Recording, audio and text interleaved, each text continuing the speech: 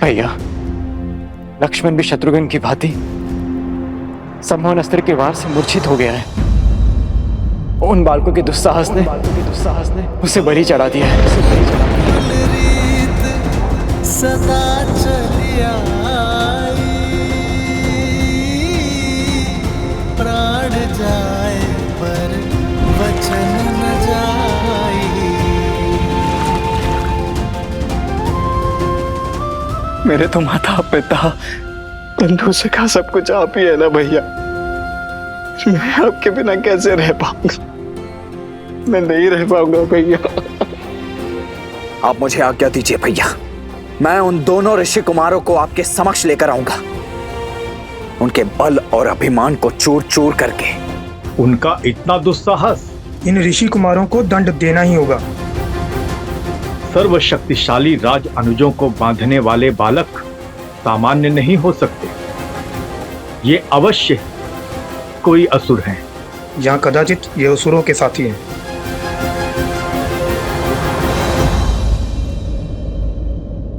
जिन्हें बालक समझकर बार बार अवसर दिया, आज उन्होंने उद्दंडता की हर सीमा लांघ दी। अब मैं स्वयं जाकर उन्हें उनके अपराध का दंड दूंगा। जय श्री राम।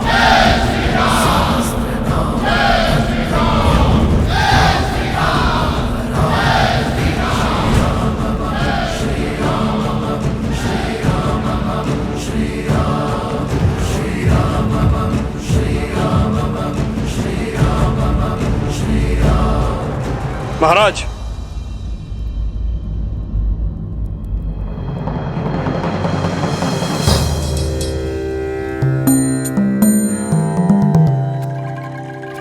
क्या राजानुज भरत के होते हुए आपका स्वयं जाना नीति संगत है?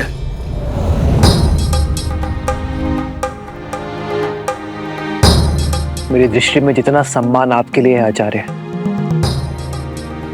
उतना ही सम्मान आपके शब्दों का भी है। किंतु बात अब किसी भी नीति के बंधन से बहुत आगे जा चुकी है। एक एक करके उन ऋषि कुमारों ने पहले मेरी सेना को, फिर मेरे भाइयों को परास्त किया। कुछ तो है आचार्य जिसे हम समझ नहीं पा रहे।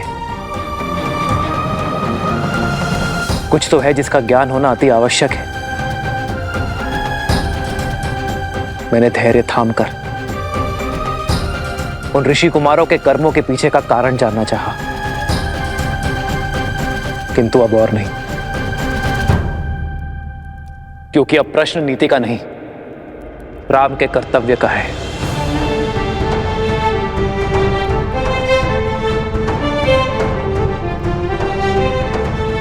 आज जब मेरे भाई मूर्छित पड़े हैं, तो आप चाहते हैं कि मैं हाथ पे हाथ धरे बैठा रहूं,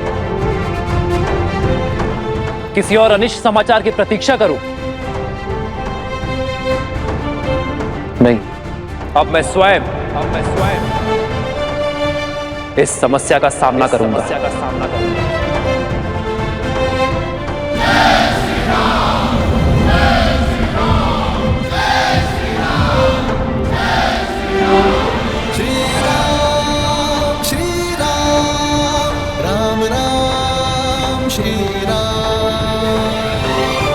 भैया ने जब गुरुवर की बात नहीं मानी तो मैं कैसे?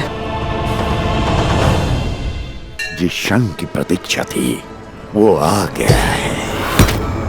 लवकुश अश्व को अकेला छोड़ अपनी माता को बचाने निकल पड़े हैं। किंतु दुर्भाग्य तो देखो, जब तक दोनों वहां पहुंचेंगे तब तक माता जी स्वर्गवासिनी हो चुकी होंगी, और जब तक लौटकर अश्व की सुध लेने आएंगे तो वो भी नहीं बचेगा।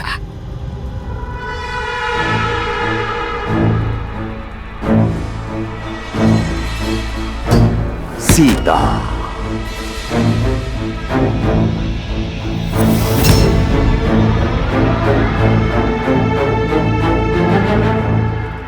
बाणासुर, अपने साथियों के साथ पूर्व की ओर जाओ। अश्व वही मिलेगा।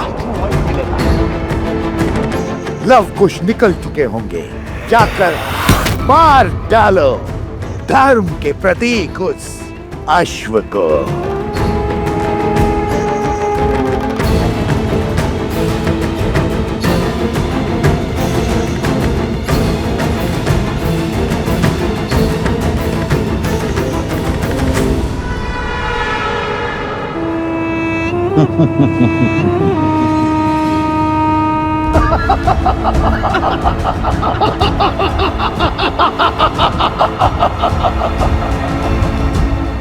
यहाँ तो कोई नहीं बचा तुम्हारी सहायता को।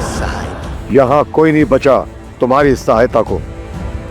चलो अपने घर और अपने परिवार का पता बता दो। तुम्हारा सिर काट कर वहीं भिजवा दूंगा। तुम्हारा सिर काट कर वहीं भिजवा दूंगा।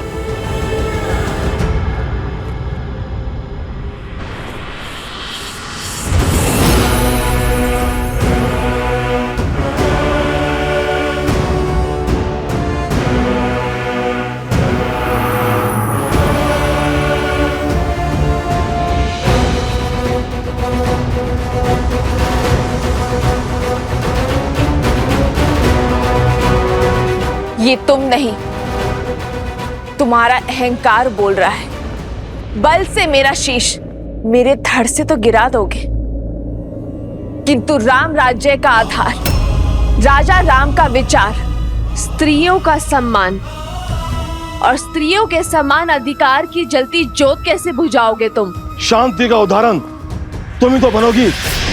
तुम्हारा शत विशित शरीर समझाएगा संसार की हर स्त्री को गरिमा और सीमा का पाठ। बल के मद में अपनी बुद्धि का स्वाहा मत करो राजन। इस अपराध के बाद साक्षात श्री राम के अपराधी बन जाओगे तुम।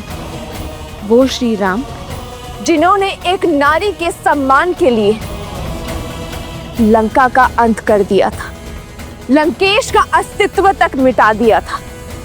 उनके राज्य में एक स्त्री के प्रति अपराध करके बच नहीं पाओगे तुम। श्री राम प्रतिकार लेंगे तुमसे। बस तुच्छ नारी बहुत तर्क करती हो। बस तुच्छ नारी बहुत तर्क करती हो तुम। सैनिकों, इसके शब्द मेरे कानों को बहुत पीड़ा दे रहे हैं। इसका सर काट दो इसी क्षण।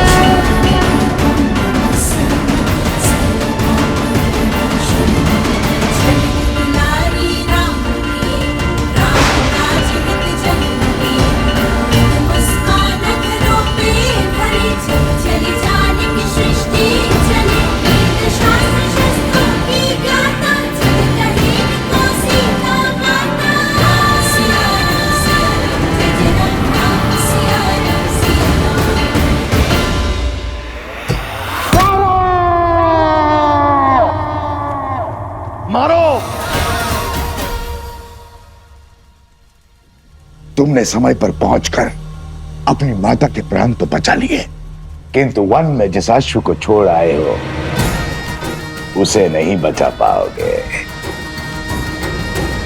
मेरे दास यहाँ पहुंचते ही होंगे। मैं तुम्हें यहाँ उलझाऊंगा और वो राक्षस वहां उस अश्व का अंत करेंगे। राम राज्य का स्वप्न माटी में मिलाएंगे।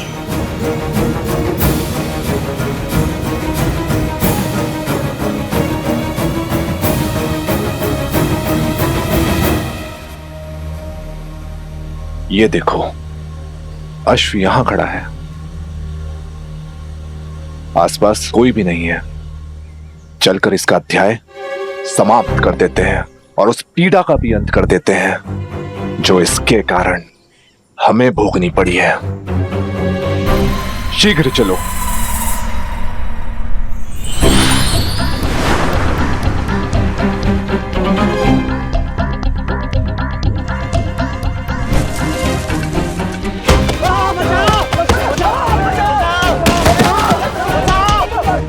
दुष्ट, क्या कर रहे हो?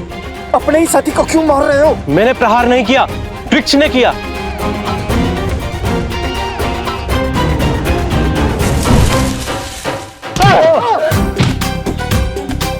नारियल से प्रहार? कौन होगा वहां?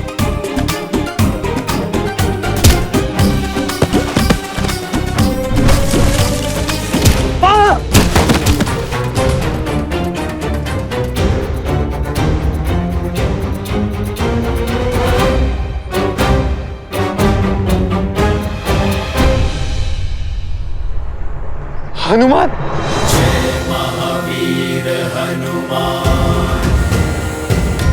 अरे डरने की क्या आवश्यकता है? हम सब तो सैनिक के वेश में है ना।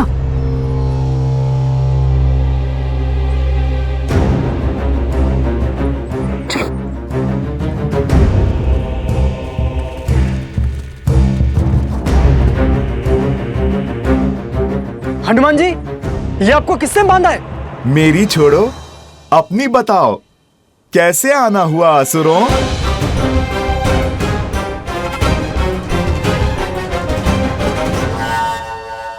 बदले हुए वेश में भी पहचान लिया। मैं तो प्रभु का सच्चा भक्त हूँ जो कोसों दूर से कपट और कपटियों को पहचान लेता हूँ। ये मूर्ख है हनुमान जी, इसे आपकी शक्ति का अंदेशा नहीं है। क्षमा कीजिए, हम जाते हैं। क्षमा? वैसे भी आज मैं तुम पर वार नहीं कर सकता। जिन्होंने मुझे यहाँ बांधा है, उन्होंने अश्व ले जाने वाले को रोकने का आदेश दिया है, उनसे लड़ने का नहीं। और मैं तो ये बंधन भी खोल नहीं सकता। तो जब तक वो लौट कर नहीं आते, आप मेरा आग्रह मानिए और बैठ जाइए। वो जब आएंगे तभी तुम्हारा न्याय होगा। यहाँ प्रभु भजन करोगे तो फिर हर पाप से मुक्ति पाओगे। तो आज आप प्रहार नहीं करेंगे हनुमान जी? बहुत बड़ी भूल कर दी हनुमान, ये सत्य बताकर। ये असुर, ये सुंदर अफसर नहीं जाने देगा। हम अश्व ले जाएंगे। मेरा तो कार्य आपको समझाना था, जो मैं कर चुका हूं। आगे तुम्हारी इच्छा। मनुष्य अपने कर्मों का फल स्वयं भुगतता है।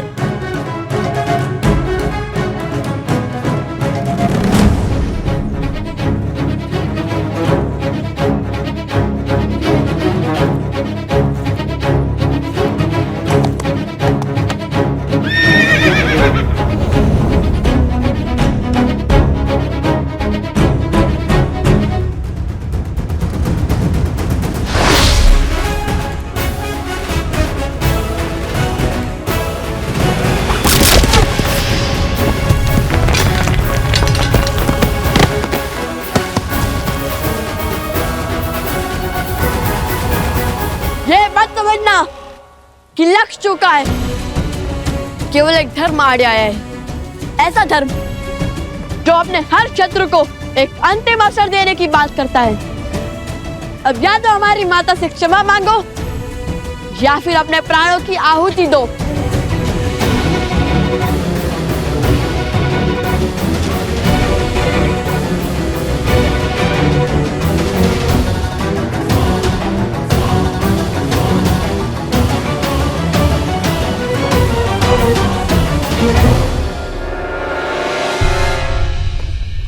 हनुमान जी ने क्या कहा था? हाँ, लातों के भूत बातों से नहीं मानते।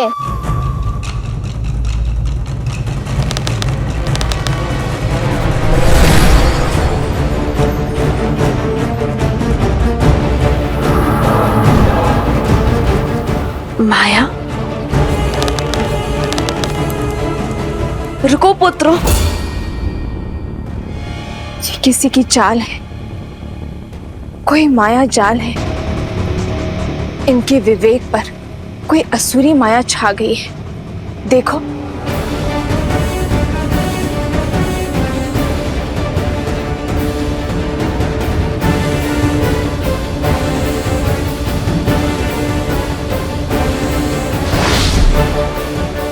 अरे हाँ,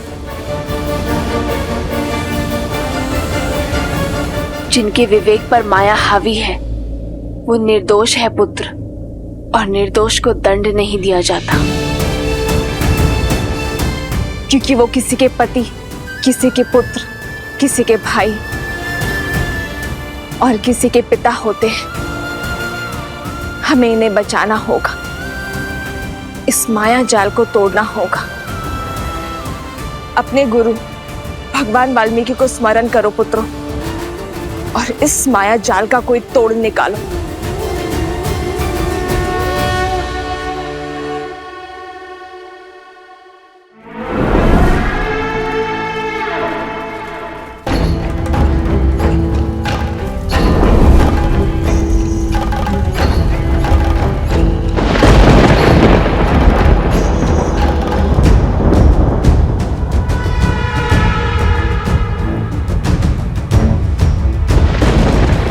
मेरी माया को पहचान अवश्य लिया है, किंतु प्रतिकार नहीं कर पाओगे। इस माया का तोड़ खोजने से पहले होगा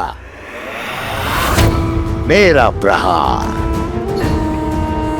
मेरा प्रहार अब और तीव्र होगा, और होगा तो केवल विनाश, और इस विनाश का आरंभ होगा सीता के अंत से।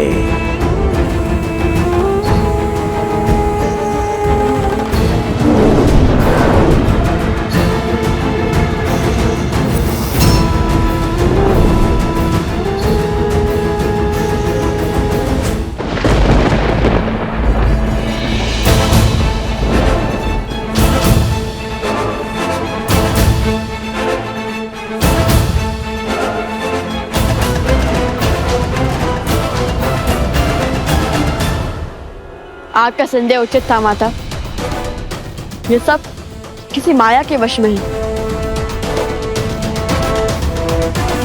हे माता, रक्षा करें, ये सब क्या हो रहा है? आक्रमण!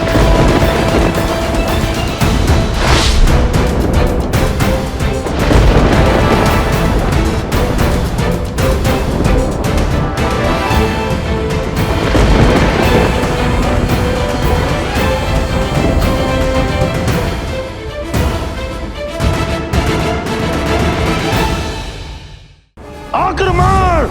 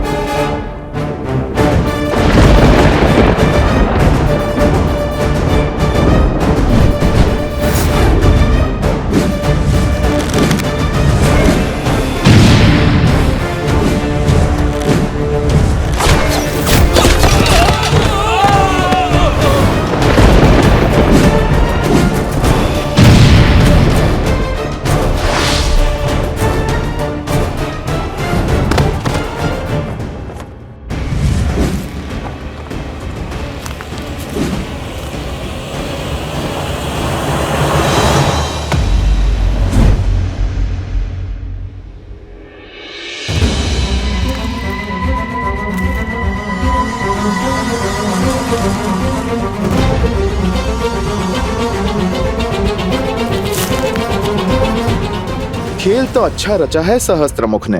यदि तुम पर विपदा आई तो अश्वमेध यज्ञ खंडित हो जाएगा और दोष मंडेगा लवकुश पर, और तब प्रभु श्री राम एक पिता नहीं राजा की भांति उन्हें दंड देने पर विवश हो जाएंगे, जो हनुमान के रहते कदापि नहीं होगा, है ना?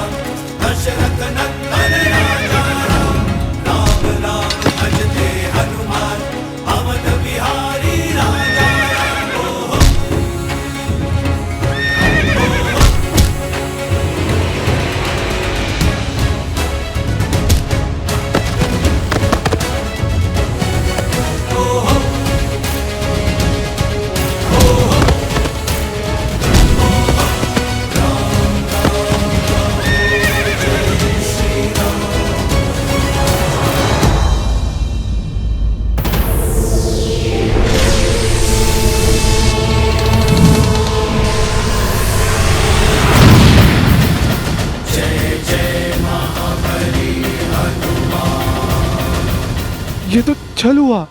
आपने कहा था आप नहीं लड़ेंगे। मैं लड़ कहाँ रहा हूं? मैंने कहा था ना मैं लड़ूंगा नहीं। ये नहीं कहा था कि अश्व की रक्षा नहीं करूंगा। और यदि ये अनुचित है तो क्या निर्दोष पशु पर मायावी शक्ति का प्रयोग उचित है? बोलो, साहस है तो जाओ समीप, करो प्रहार इस अश्व पर, किंतु बिना माया के।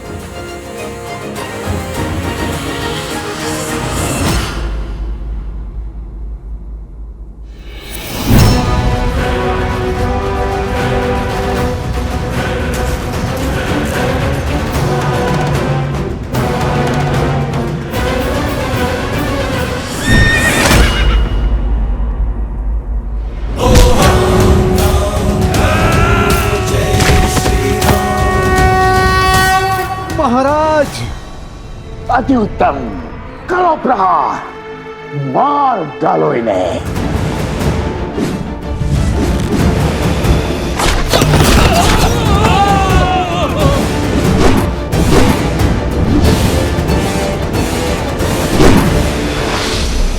माता, माता!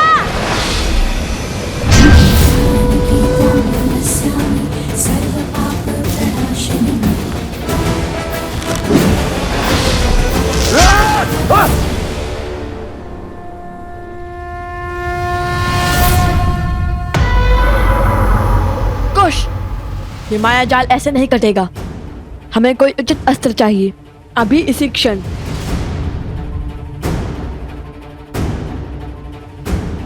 सूर्यास्त होने को है पुत्रों, काली शक्तियां और प्रबल हो उठेंगी।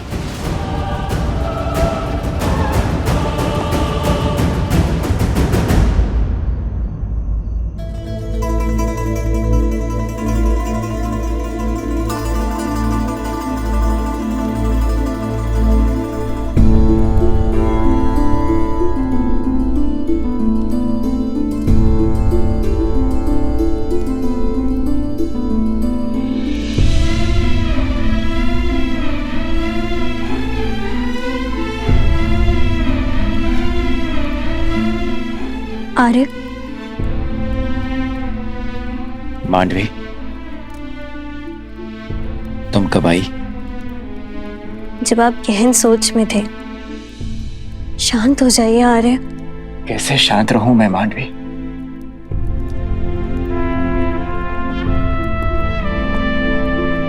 तुम्हें कैसे समझाऊं?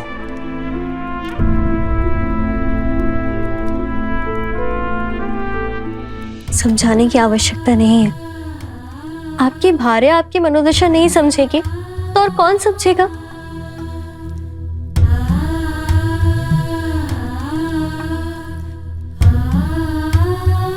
आपको इसी बात का दुख है ना कि छोटे भाई के होते हुए स्वयं राजा राम को युद्ध भूमि में उतरने की क्या आवश्यकता पड़ गई? यही ना कि आपके बड़े भाई को आपके कौशल पर विश्वास नहीं? हाँ मांडवी, मुझे इसी विचार से दुख है कि उन्हें विश्वास नहीं कि मैं इस समस्या का समाधान खोज पाऊंगा।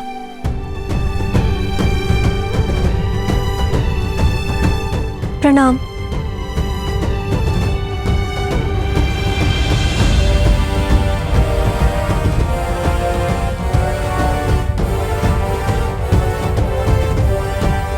कहो मांडवी, क्या बात है? क्षमा महाराज, बात की गंभीरता का पूर्ण ज्ञान ना होने पर भी साहस कर आपसे विनती करने चली आई। मांडवी, मैं जानता हूं तुम यहाँ क्यों आई हो। आप ये भी जानते होंगे कि आपके अनुज आपके निर्णय को अविश्वास की तुला पे तौल रहे हैं। सोचते हैं कि उनमें इतना कौशल या सामर्थ्य नहीं है कि उन 2 ऋषि कुमारों से वो स्वयं लड़ सके, और यही बात उन्हें भीतर ही भीतर खाई जा रही है। इसलिए उन्हें बिना बताए मैं आपसे विनती करने चली आई। लक्ष्मण भैया और शत्रुघ्न भैया घायल हो चुके हैं और अब संकट मेरे पति के प्राणों को भी हो सकता है, किंतु फिर भी मैं आपसे निवेदन करती हूँ कि आप उन्हें उनका दायित्व निभाने का अवसर दें। और नीति भी तो यही कहती है ना कि उनके होते हुए आप युद्ध भूमि में पग नहीं धर सकते। आपने स्वयं उन्हें गांधार और कंबोज का सिंहासन सौंपा है। इस नाते इस समस्या का समाधान खोजना उनका धर्म भी है और उनका कर्म भी है। मांडवी, तुम दोनों ने भोजन किया?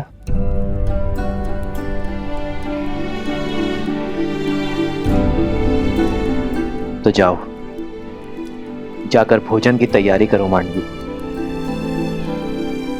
और शेष सब मुझ पे छोड़ दो। आज मैं भरत के साथ भोजन करूंगा,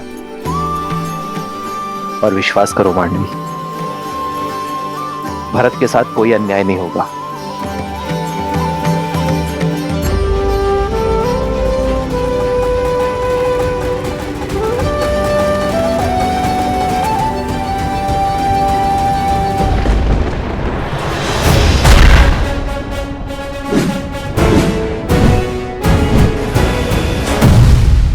मूर्ख बालको, कितनी देर और रोक पाओगे इन्हें? सहायता का हाथ छटका कर मेरी सहायता कर रहे हो। तुम तो प्राणों से जाओगे ही, और शीघ्र ही वो अश्व भी मेरे पास होगा।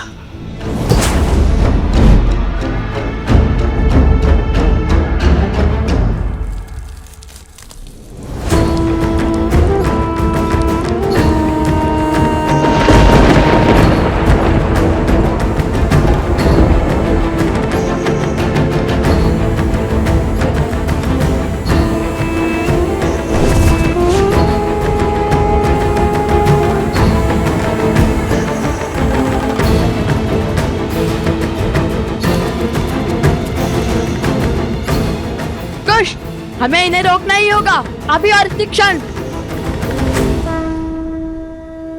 बाबा का अस्त्र!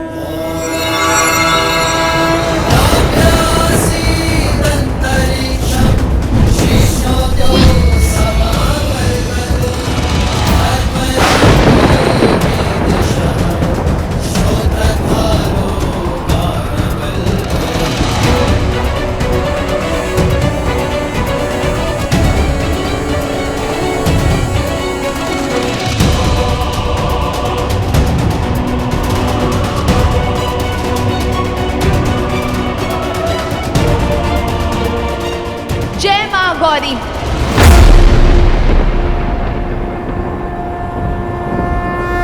इस पे तो ब्रह्मास्त्र का भी प्रभाव नहीं हो रहा है। कुश, कम से कम रुक तो गए। किंतु आप क्या करें कुश? इस माया से तो केवल महादेव और माता गौरी ही बचा सकते हैं। समझ गया, समझ गया कुश। माता आप पीछे जाइए। कुश तुम मेरे साथ आगे बढ़ो। पीछे?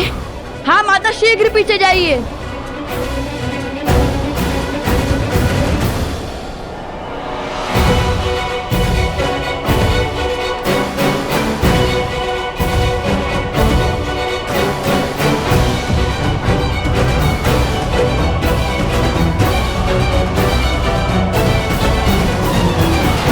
हे महादेव, हे माता, मेरे पुत्रों की रक्षा करना, सहायता करना उनकी।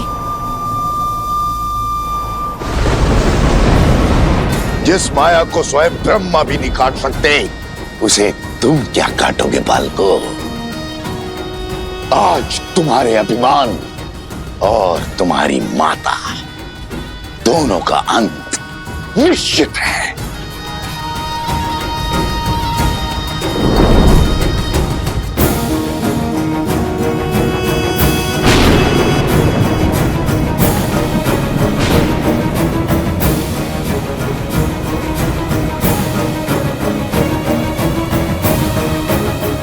वध कर डालो इन सबका।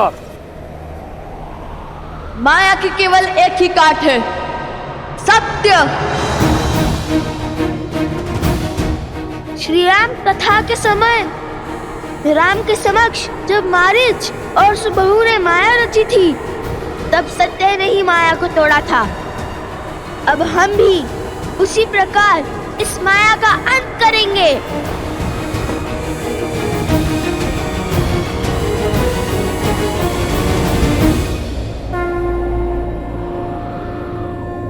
मनोबुद्धि अहंकार चित्तानि नमः। न मन न बुद्धि न चित्त, न मद न कोई है अहम।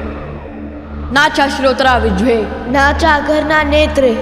श्रवण नहीं वचन नहीं, ना कोई गंध ना नयन।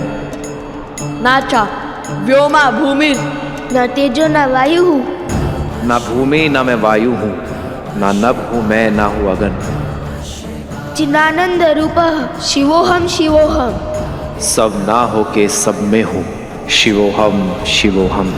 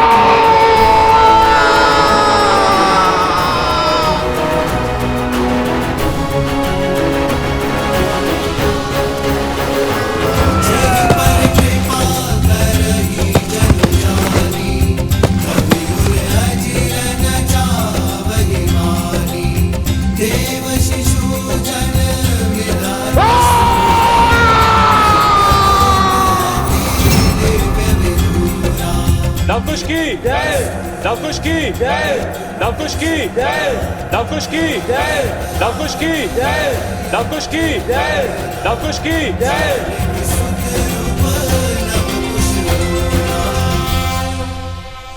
मुझे क्षमा करे देवी।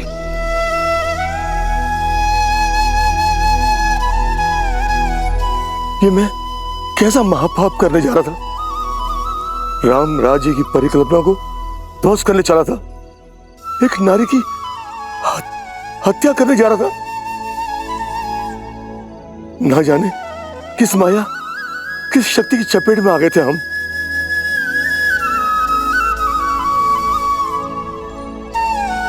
नहीं महाराज, ये क्या कर रहे हैं आप? जो भी हुआ उसमें आपका कोई दोष नहीं था। हाँ, आप और आपके सैनिकों पर उन असुरों ने माया की थी, किंतु चिंतित ना हो, अब आप उस माया के पास से बच चुके हैं। ये द्वंद्व हार गए तो क्या हुआ? वो अश्व तो अब तक हमारा बंदी बन चुका होगा।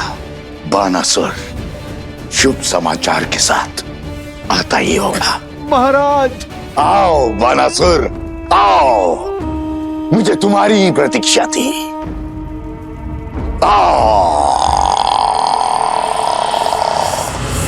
महाराज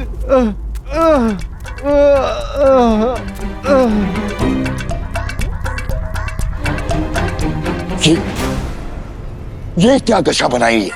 और आशु कहाँ है? वो हनुमान वहीं था महाराज।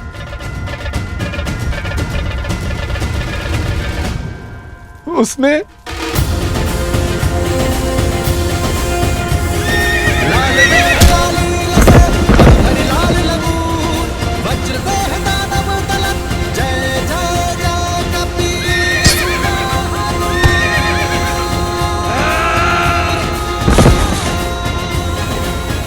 और बहुत जोर से मारा महाराज। हनुमान हनुमान हनुमान! हर बार ये वानर मेरी योजना पर ग्रहण कैसे लगा देता है? महाराज, आपकी माया शक्ति उसे देख क्यों नहीं पाई? क्योंकि वो स्वयं महाकाल है, जो हर माया से परे है। किंतु मेरे अस्त्र अब तक समाप्त नहीं हुए हैं। देखता हूं कब तक मेरे मायावी अस्त्र से बचते हैं ये। शीघ्र ही इनका अभिमान टूटेगा और चकनाचूर होगा राम राज्य का स्वप्न।